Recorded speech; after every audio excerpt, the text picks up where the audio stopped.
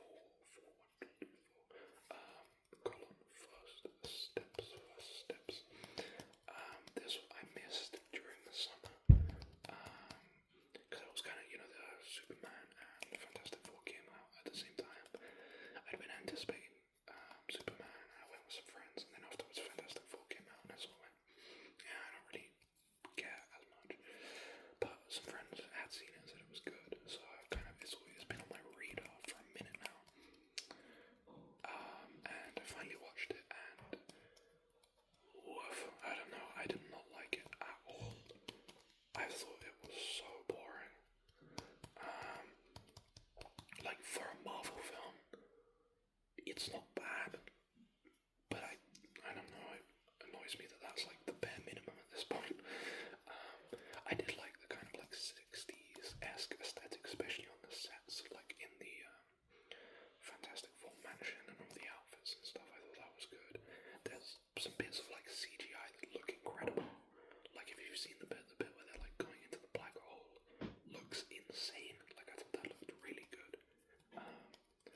But the story, yeah, I just thought it was so stupid and so bloated. I saw a report that apparently like a lot of Marvel films start filming without having finished the script and then come back for reshoots when they kind of need to fill in the gaps. And never, I don't know if they did that for this one. I don't know if they did that for Fantastic Four, but it definitely feels like it. Yeah, I'm very glad I didn't go to see it in the cinema. I think I would have been annoyed if I had wasted my money on it. Again, like I don't think it was an awful film. I've definitely seen worse. But for a movie of this scale, of this budget, I don't know, it left me with nothing. It left me with nothing. I didn't really like the main Fantastic Four except for the Thing, Ben Grimm, but maybe that's because he's played by the same guy that plays Richie in The Bear. So apologies for the cut. We were briefly interrupted, but no matter. Yeah, Fantastic Four. It's okay. I thought Thunderbolts was better. I'll leave it at that. Okay, and the third film on my reason for, my third most recent film watched is not one from this year, called Killer Clowns from Outer Space. Killer Clowns from Outer Space. This is a low-budget horror movie from the 80s. Well, I say low budget, it had a budget of like $2 million, which, I don't know, adjusted for inflation, I don't know what that would be, but either way, it's not like it was some indie, well, it is an indie film, but you know what I mean, like, it's still a decent budget. But I really enjoyed this film. I thought it was great fun.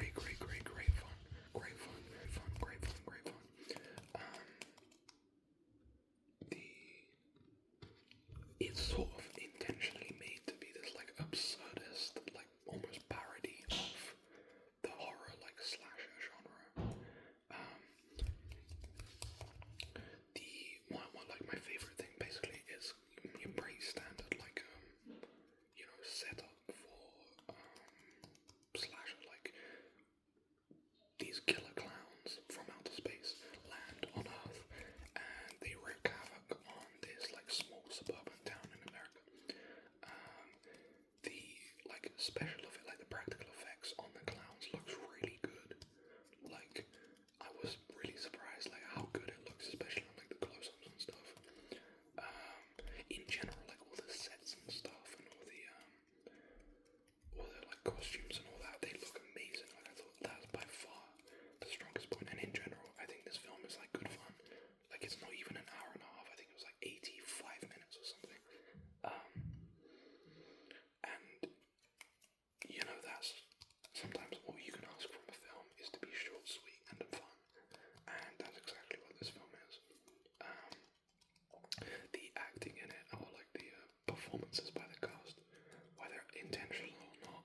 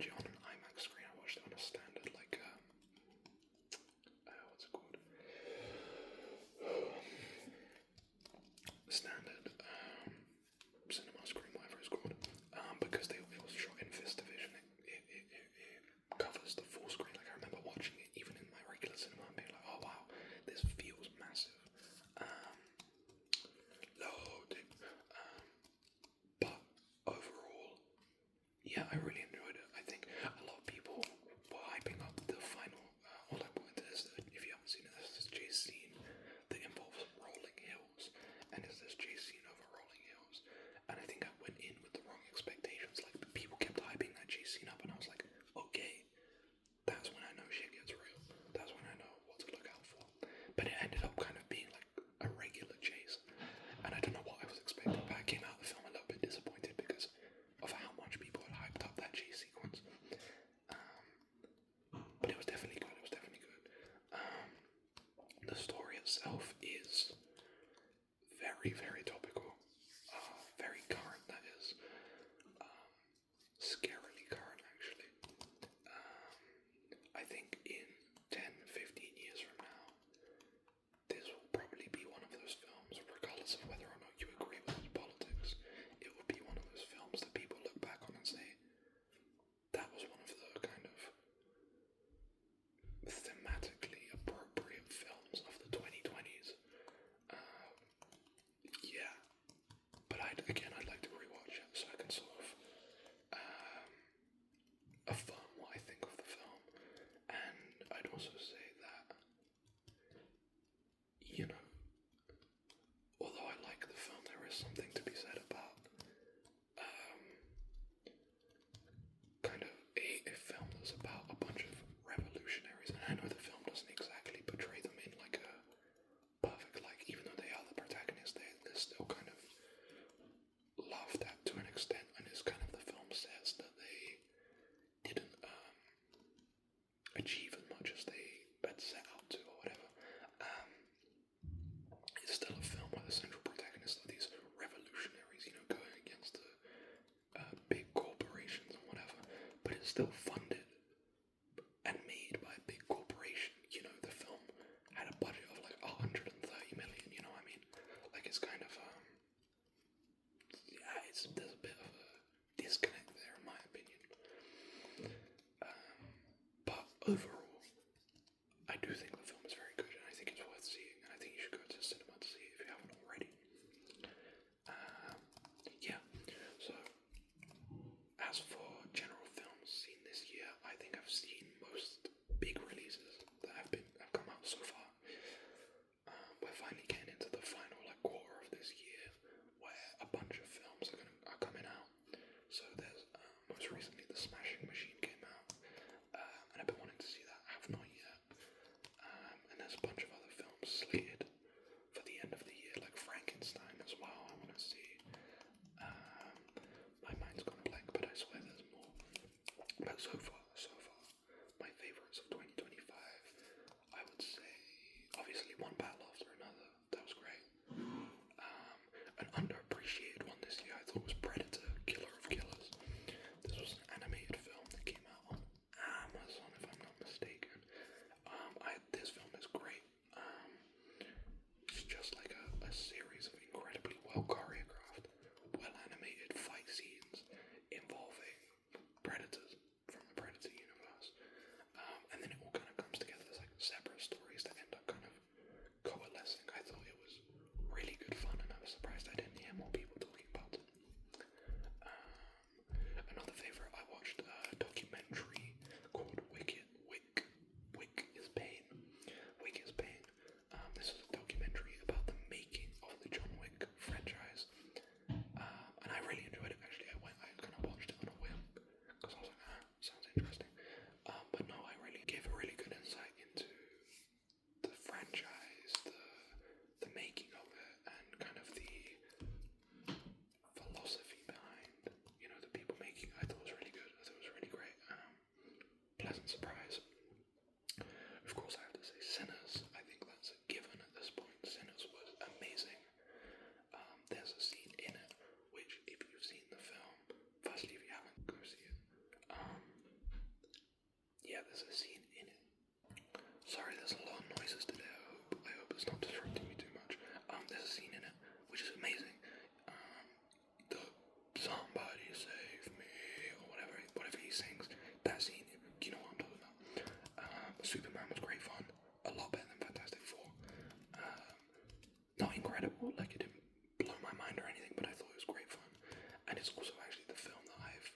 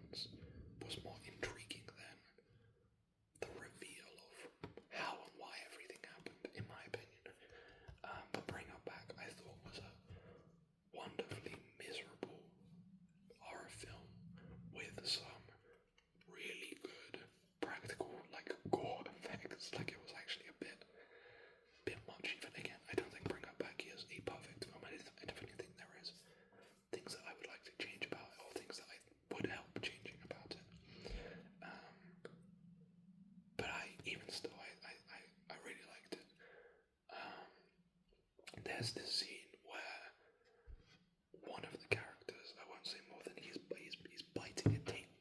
He's biting a table. And that scene, I don't often get like creeped out or spooked or kind of. I don't feel nauseous from films like most of the time. I can sort of go, yeah, that's just a film, it's special effects. That one got me though. That one really, really got me.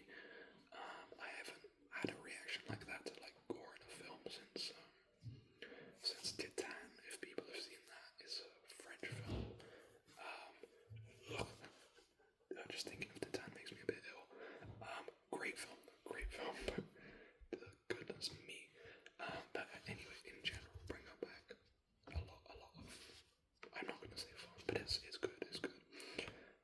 So that was a